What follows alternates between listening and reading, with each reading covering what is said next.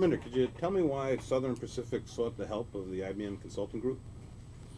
What happened, Ed, was that I think in the fall of 1994, Southern Pacific realized that they had a real challenge, a major difficulty with service reliability. Apparently, they just had a meeting with some of the securities analysts, and the analysts had told them that they had to do something about it. Southern Pacific tried to take care of it themselves. They did the usual thing by starting task forces and groups together. It wasn't working out as well as they wanted it, so they needed a bunch of consultants. They had been working with Mercer for a long period of time. I don't know if they called in Mercer first and talked to them, but we had one advantage in the sense that ISSC was already working with Southern Pacific because Southern Pacific outsourced their IT from ISSC. So all I know is that I met with ISSC PE, and the next thing I knew was that I was in the office of the CEO. And we were basically asked to come and help them with improving their service reliability. Yeah, you mentioned ISSC. Is this an example of the IBM Consulting Group partnering with ISSC? Oh, I think very much so. I think ISSC bring in a large number of the leads, and this is a perfect example of how a lead is brought in, and it does us all a lot of good. You know, we've been saying that the IBM Consulting Group delivers results, not reports. And it seems to me that based on the success you've enjoyed here, that this is a good example of that. Can you tell us what you've done to solve the challenges that Southern Pacific had? We did this thing in three phases. Our first challenge, as it were, was to how do we go about improving the service reliability. So we did what I call a diagnostics phase with them. It took about 3 months. We looked at all their processes, their enterprise processes, their other operational processes, and came to the conclusion that the locomotive management process to some degree was the heart of the railroad. We made the recommendation to them after phase 1 that this was a process that probably required re-engineering. They thought about it for a couple of weeks. Then again, I got a phone call saying they bought the recommendations, and would we come back and tell them how would we go about re-engineering that process and develop the plans for it. We did that. What? Can I interrupt you? Sure. Can we stop down for just half a second? Is that okay? I have the feeling that you're facing this way, but your eyes are that way. Maybe if you move your chair a little bit more facing Ed. All right. Okay, and then if we...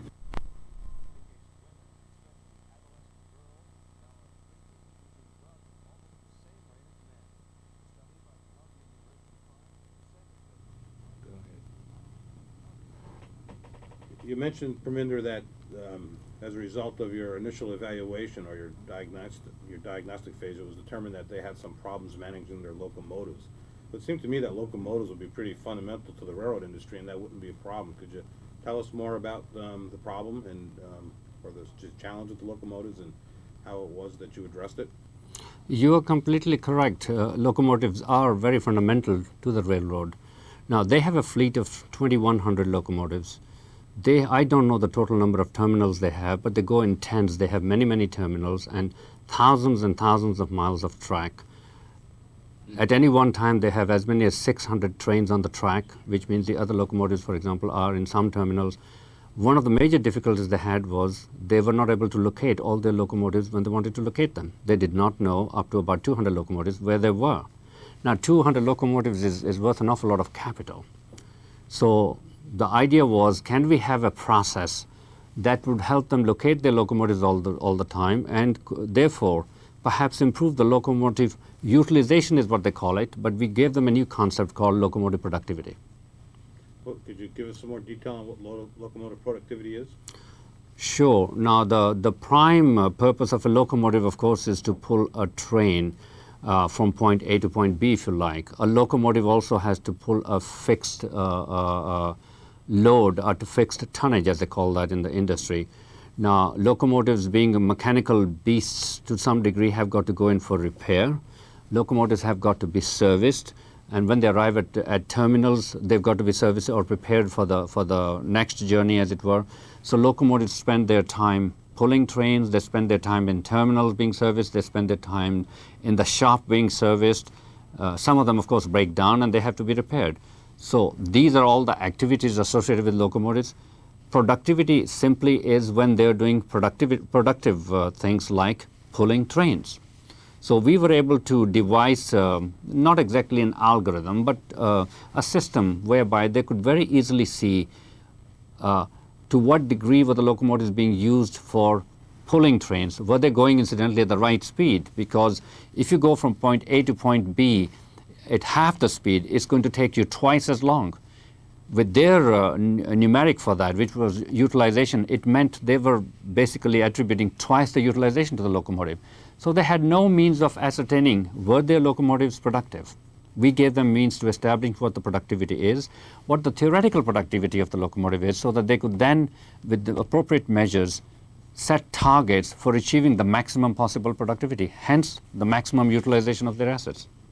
If locomotives are fundamental to the industry and to the business, and you've changed the way they manage the locomotives, is it accurate to say that you've introduced fundamental changes to the, at least Southern Pacific's business?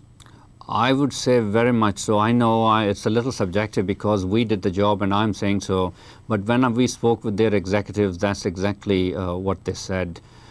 We did change the process fundamentally, brought in the simple principles of supply and demand. That is to say, we brought in the process that we structured for them, took into account the requirements for locomotives, that is to say the demand and the number of locomotives they had, and we gave them a balancing technique whereby they were now able to furnish locomotives for all the trains they needed.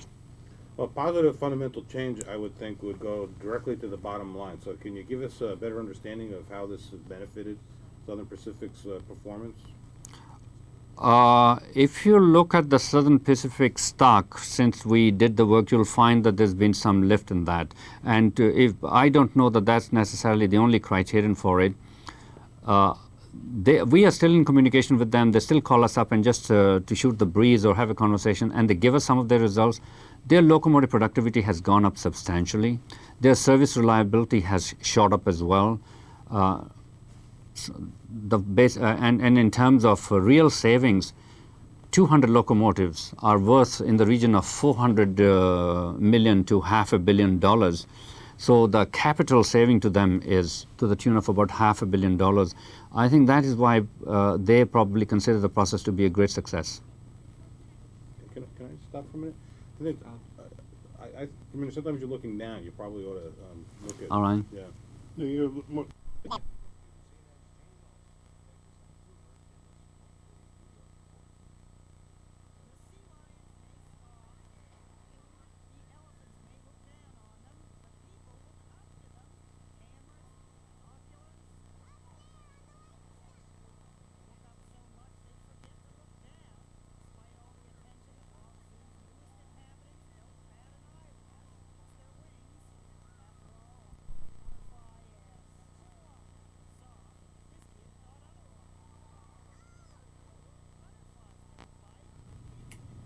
Do you know, Perminder, if Southern Pacific considered other consultancies before coming to IBM? Until the moment we arrived, Southern Pacific had been working very closely with Mercer Consulting.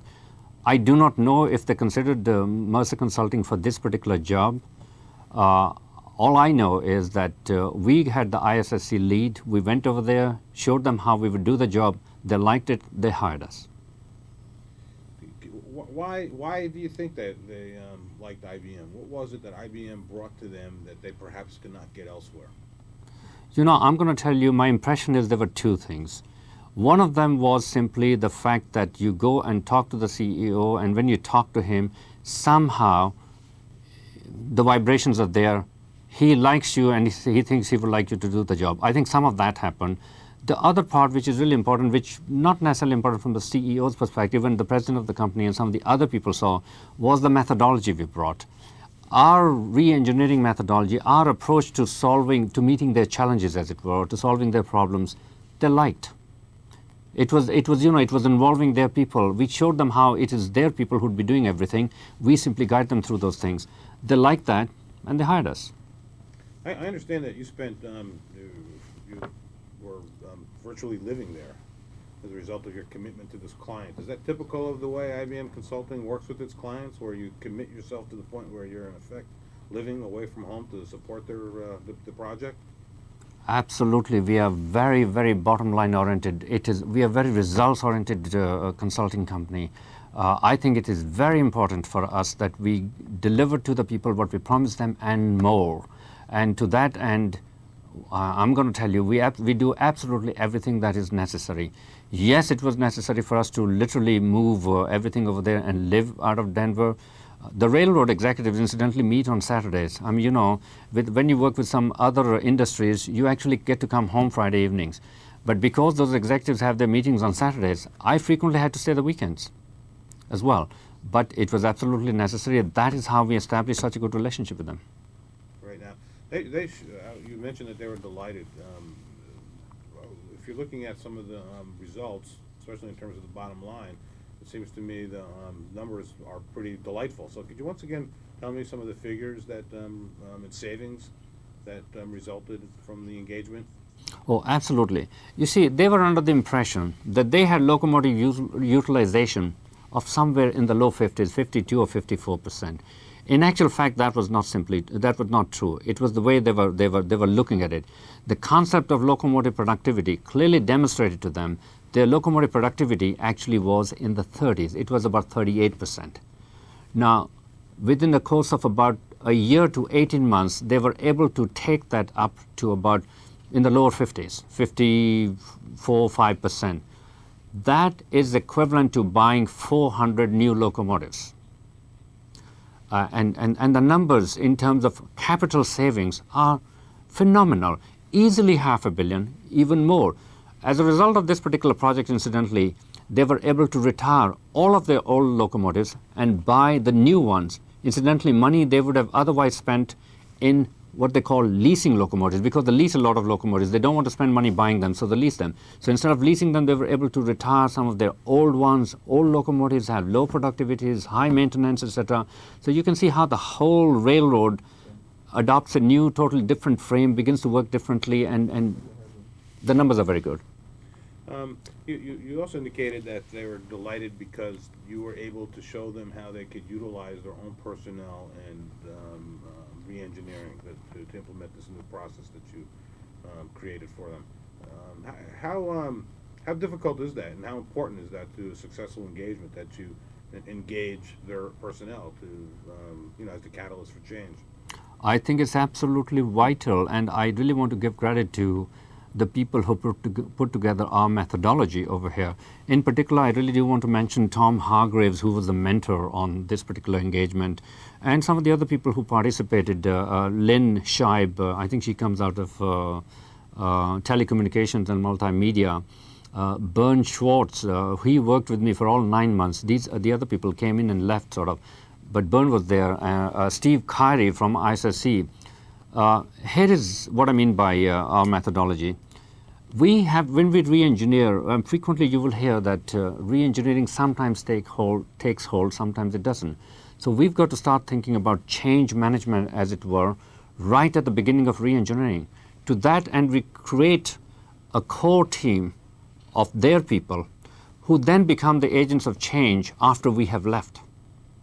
In this particular instance, incidentally, after we had re-engineered the process, we cut it up into smaller projects, and those projects are prioritized for implementation.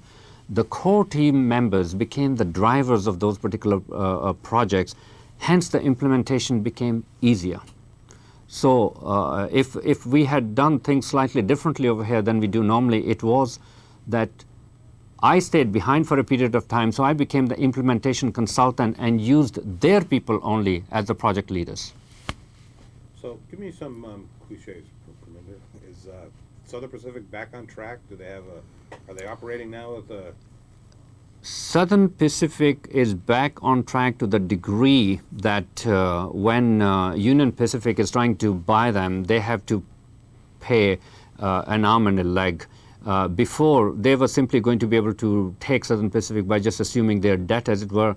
Now they're having to really pay through the nose to get them.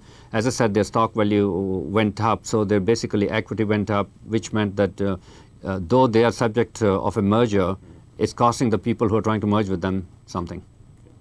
I feel, Can we stop down just Sure. one stop second? Yeah, just for a second.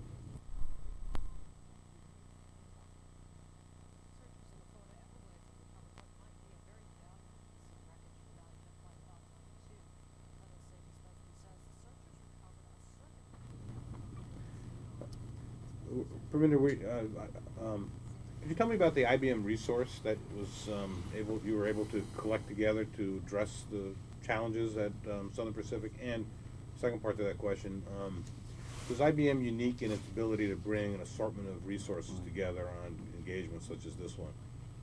You know, we have a real advantage when it comes to consulting with respect to some of the other consulting companies, that IBM is a very large and vast company with many, many skills. So we are able to pull in those skills as and when they are needed.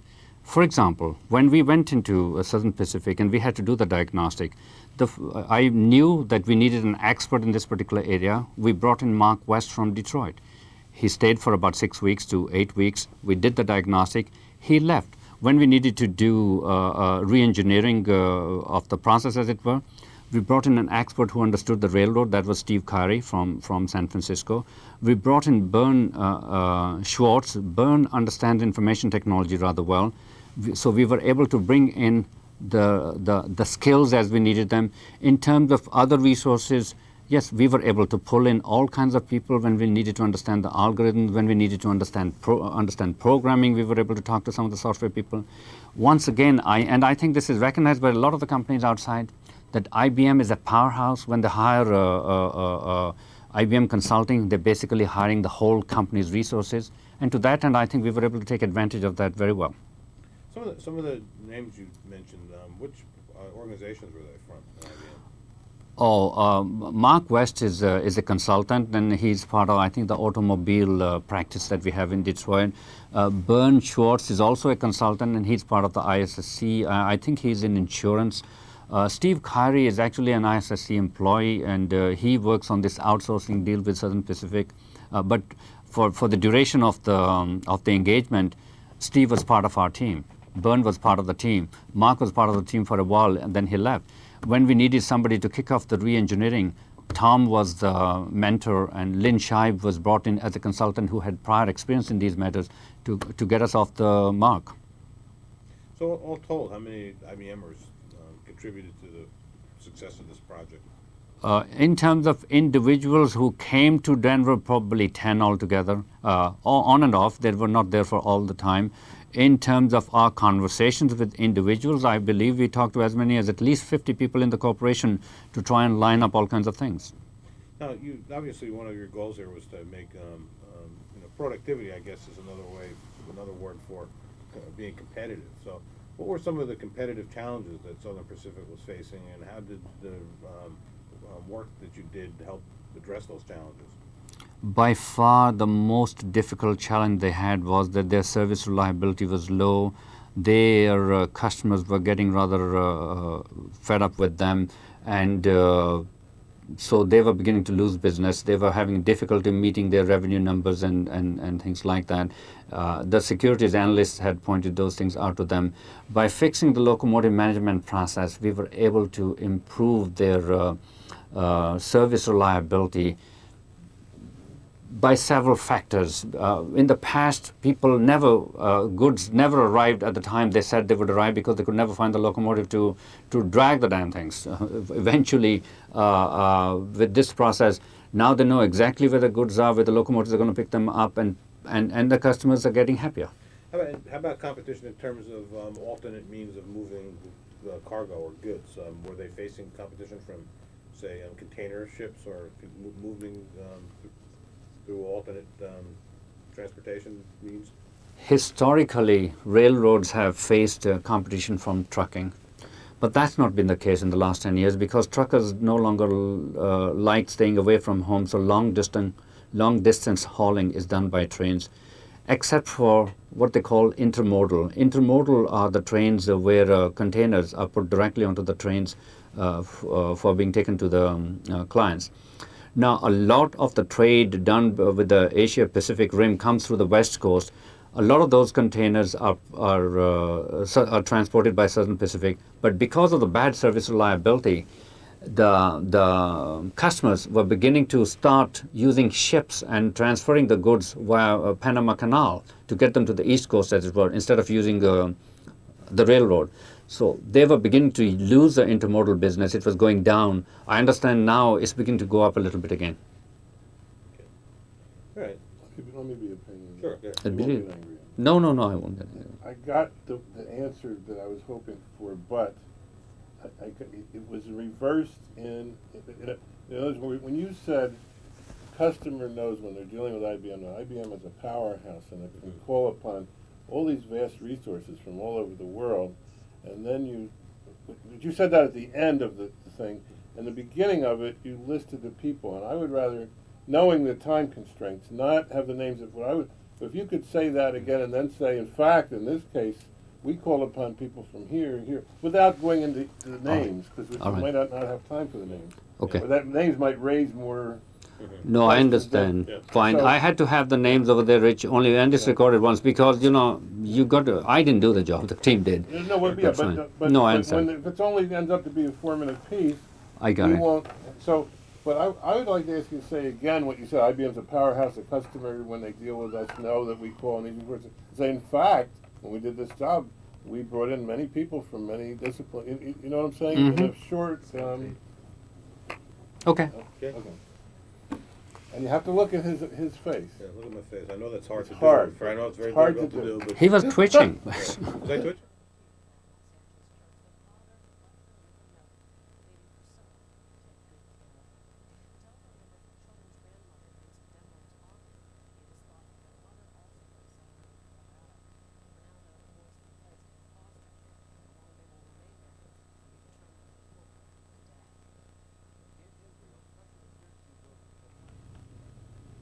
Why would a customer choose IBM?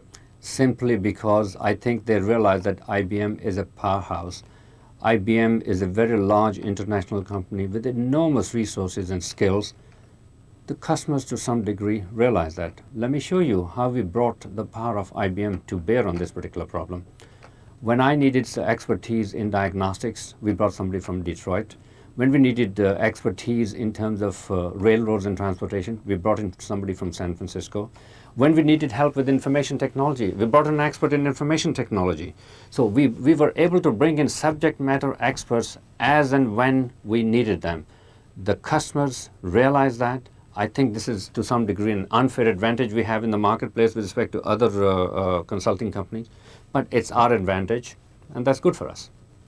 That's good. That was Okay, and now, I loved it. except for the unfair advantage. I don't like the unfair advantage, even though we Okay. know it's true, but I don't like. All right.